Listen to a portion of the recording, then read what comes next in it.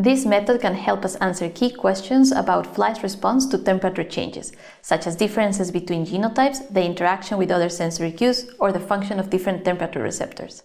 The main advantage of this technique is that it allows for multiple fast and precise temperature changes controlled in time and space and in an automated fashion.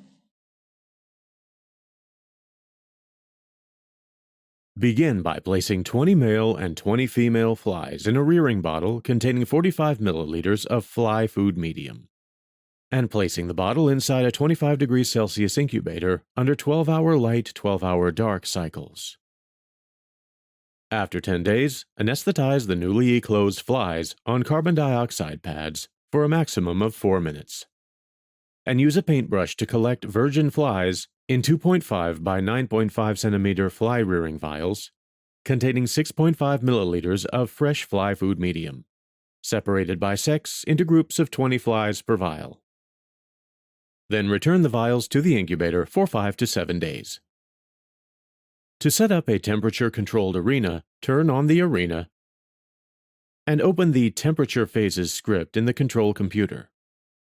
Verify that the temperature sequence is properly set, and check that the duration of each experimental phase is set to 60 seconds. Under the Start Experimental Block section, confirm these settings: the desired number of phases, iterative on-off setup of the indicative red light emitting diodes, 2 degrees Celsius temperature increase per phase, and 16 degrees Celsius as the starting temperature. Next, run the Temperature Phases script. The software will initialize for 5 seconds